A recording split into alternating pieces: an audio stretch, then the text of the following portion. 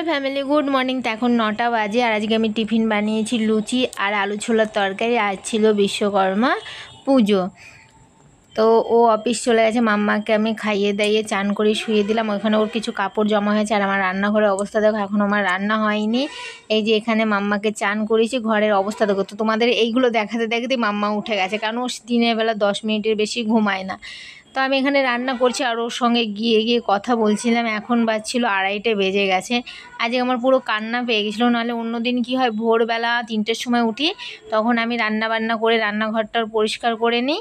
আর ও হলো ঘর মোছা, জামা কাপড় এগুলো করে দেয়, দুজনে মিলে করি, তো অতটা কষ্ট হয় না। সারাদিন আমি মাম্মাকে নিয়ে ঘুরি। তো এই যে দেখো, আবার আমি ড্রেস পাল্টে এখন ওকে নিয়ে ঘুরছি, কারণ ও একটু ঘোরাঘুরি করবে, ও কাজ ছিল। আর আমি যে ড্রেস পরে রান্না টান্না করি সেই ড্রেস পরে ওকে আর কোলে নিই না। তো আজকে না প্রচুর কষ্ট হয়ে গেছে। তো এই আমি চান করলাম, এখন 4:30 বাজে। চান টান করে এখানে আমি দুধটা বসিয়ে দিয়েছি আর ওই পাশে ভাত বসিয়ে দিয়েছি। আর ও অফিস থেকে বেরিয়ে পড়েছে, আজকে অফিসে পুজো ছিল। তা আমাদেরও যাওয়ার কথা ছিল, কিন্তু ওর অফিসে একটু কাজ ছিল বলে আমি আর যাইনি। তাই যে দেখো, এখানটাও আমি গুছিয়ে দিয়েছি আর মাম্মা খেলছে। তো ও আসবে, আমরা দুজন একসাথে খাওয়া দাওয়া করবো। এখন আমি পুজোর থালা বাসন দিয়ে আগে পুজোটা দেবো। তো ওই পুজোটা দিয়ে দিয়েছিল, কারণ মাম্মা কাজ ছিল, একদমই থাকছিল না। আর দেখো, এগুলো অফিস থেকে দিয়েছে, কাজু বরফি, সোনপাপড়ি, মতিচুরের লাড্ডু, কাজু বাদাম। আর এই ফুলের মালাটা হলো আমাদের গাড়ি পুজো দিতে হবে সকালে, ও একদম সময় পায়নি। এই যে এখন মাম্মার সাথে খেলছে। আমরা দুজনেই 5টার সময় উঠেছি, কিন্তু মাম্মা যে সকালে একদমই থাকছিল না। আর এখানে দেখো, আমি সব কিছু রেডি করে নিয়েছি আমার সন্ধে টন্ধে দিয়ে। এখন আমরা নিচে যাচ্ছি গাড়ি পুজো দিতে। তো আজকে ওরও খুব খাটনি হয়ে গেছে, কারণ ও সেই সকালে উঠে বাজারে গেছে, বাজার করে এসে অনেক জামা কাপড় ছিল আমাদের ধুয়ে, সেইগুলো ছাদে মেলে দিয়েছে, গাড়ি ধুয়েছে। এইসব করতে করতে ওর অফিস যাওয়ার টাইম হয়ে গেছিলো। আর আমাকে আবার একা এত কিছু সামলাতে হয়েছে, মানে প্রচুর কষ্ট হয়েছে। তো এই যে হলো আমাদের গাড়িটা।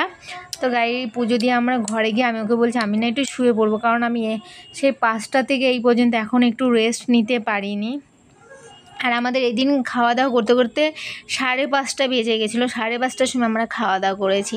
এই যে মাম্মা এখন ওর বাবার কোলে উঠে একটু ঘোরাঘুরি করছে আর আমি একটু শুয়ে পড়েছি, কারণ আমার পিঠে আর কোমরে প্রচুর যন্ত্রণা করছিল। কারণ এখন গিয়ে আমি আবার রান্না করবো।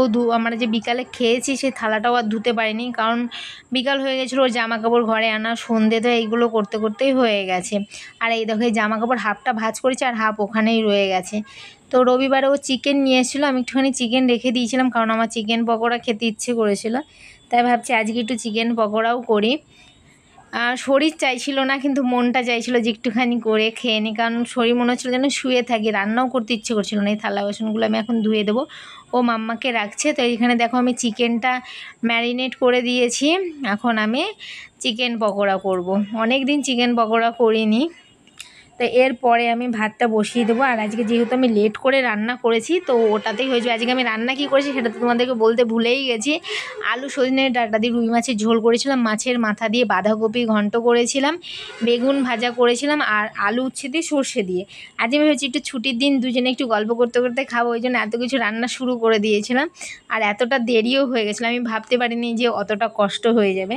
তো দেখো, এখানে আমার চিকেন পকোড়া প্রায় রেডি। আর এই প্লেটগুলো আমার ঘরে পুজো ছিল, তার জন্য নিয়ে এসেছিলো, তো প্লেটগুলো রয়ে গেছে। তাই আমি ভাবলাম ঠিক আছে, এই প্লেটেই চিকেন পকোড়াটা একটু সাজিয়ে নিই, তাহলে একটু দোকানের মতো লাগবে।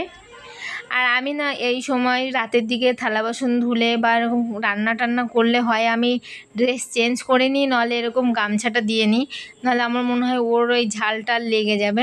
তো এখানে একদম সস টস দিয়ে আমি রেডি করে নিচ্ছি। আবার বারবার গিয়ে মাম্মাকেও দেখে আসছি, কারণ সস ছাড়া চিকেন পকোড়া ভালোই লাগে না। তো একদম প্লেটে সাজিয়ে নেব। তো এইটা খেয়ে একটু রেস্ট টেস্ট নিয়ে তারপরে ভাবছি ভাতটা বসাবো। চিকেন পকোড়া রেডি হয়ে গেছে।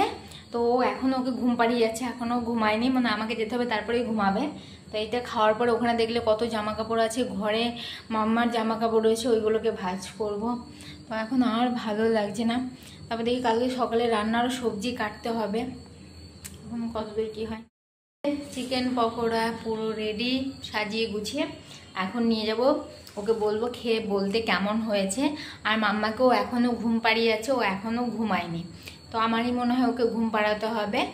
তো ওকে ঘুম পাড়িয়ে রেখে এটা খেয়ে ওই জামা কাপড় দেখালাম, ওইগুলো ভাঁজ করতে হবে। মাম্মার অনেক জামা কাপড় রয়েছে, ওইগুলো ভাঁজ করতে হবে। তারপরে আবার দেখি কালকে সকালে রান্নার সবজি যদি পারি তাহলে কেটে রাখবো। আজকে একদমই শরীরটা ভালো লাগছে না। তো চলো